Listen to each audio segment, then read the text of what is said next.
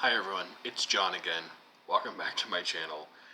And I have another book review for you today, trying to get back to what this channel is all about, long-form book reviews of single books.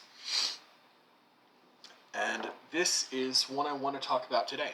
It is The Passions and the Interests, Political Arguments for Capitalism Before Its Triumph. Interesting title, fascinating book. Really, really interesting. This book looks at, just in a nutshell, looks about the philosophical arguments, sort of psychological, moral arguments for why acquisitiveness, which I guess is the basis of capitalism, could be a good thing. And Hirschman, if you're not familiar with his name, is really known around the middle third of the 20th century or so. I think he wrote this in 1975, if I'm not mistaken. Could be wrong. Let me double check.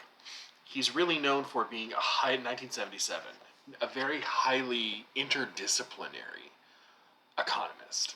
So when I say economics, don't think facts, figures, charts. There's none of that in here. This is all just a qualitative argument, and it's quite convincing. It's well written. Obviously, not a huge time investment, and I just wanted to tell you a little bit about it. Philosophers have known about the passions, which I guess we now more commonly, frequently refer to as the emotions of human beings, and the ill effects that they can have on private life and public life. And they've been talking about those ill effects for millennia. The question of how to rein in the various human passions has occupied the time of countless philosophers. Could there be any way, Hirschman asks, to weaponize one passion to combat the negative influence of the others, to subordinate and repress the others? Well, we have a lot of different opinions about that if you look back at the history of philosophy. St. Augustine, for example, spoke out against the lust for money, sex, and power. Interestingly, however, he noted that seeking out power is the least odious of those three, as it can suppress the desire for the other two passions. And this question is really what initiates a sort of archaeological investigation into the history of this question that Hirschman takes up in, like I said, the really interdisciplinary contribution to economics and the appearance of incipient capitalism in the 17th and 18th centuries. Capitalism wasn't always, needless to say, the dominant economic ideology. In the Middle Ages, usury, the act of using money to make more money, was thought to be a sin. An equally important problem was how to address the looming body of human passions writ large, how to control them. Methods like the use of state suppression or civilizing processes, to steal a term from Norbert Elias, tend to elide and erase the problem and deny the reality of human nature. Eventually, opinions seem to converge around an approach highly antithetical to the medieval take on usury. To quote Hirschman, quote, "One set of passions, hitherto known as greed, avarice, or love of lucre, could be usefully employed to oppose and bridle such other passions as ambition, lust for power, or sexual lust." End quote.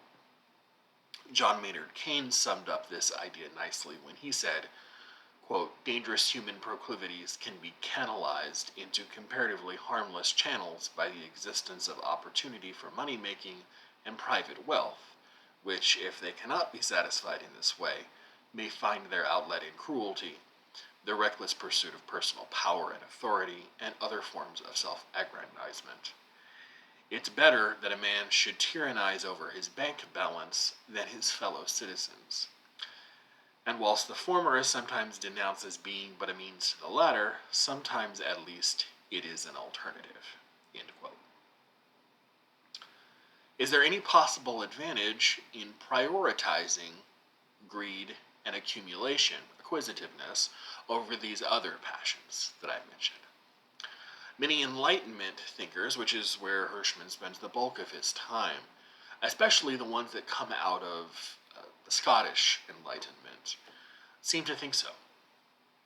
First, the desire for accumulation appeared to be universal to them, which introduced a kind of predictability in an otherwise complex, multifaceted human nature, which left a lot up in the air for grabs. Secondly, its presence of acquisitiveness made the motives of moral actors more transparent. When combined with a favored acquisitiveness or greed, this gives rise to one of the most influential liberal policies of the Enlightenment, which is called doux commerce, from the French, which I think I'm roughly pronouncing D-O-U-X, commerce, but with, in French, which roughly translates to sweet, calm, gentle, soft trade or commercial activity. Doux commerce holds that through the coming together of different people in the pursuit of commercial activity and cooperation, human passions can be fulfilled, and the interests of society and culture can be furthered through this cooperation. Thinkers from diverse backgrounds eventually arrived at this conclusion, including Dr. Johnson, who refers in Rasselas to the Arab who, quote, ranged the country merely to get riches, to David Hume, who wrote in his essay of interest that, quote, it is an infallible consequence of all industrial professions to make the love of gain prevail over the love of pleasure, end quote, and that the commercial activity would, quote, activate some benign human proclivities at the expense of some malignant ones, because of the expectation that in this way it would repress and perhaps atrophy the most destructive and disastrous components of human nature. In the second part of the book, which is called Improving the Political Order, Hirschman analyzes how the idea of doux commerce was thought to affect society on a larger scale. Baron de Montesquieu's economic thought relied on the importance of bills of exchange and arbitrage as safeguards against what he called les grands coups d'autorité, big power grabs.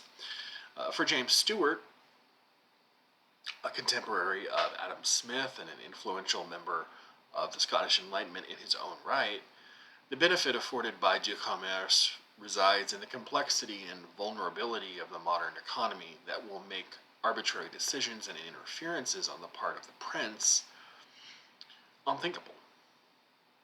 Stewart compares the commercial economy to the delicacy of a watch, likening the movements of a mercantile people to the uniformity of a machine.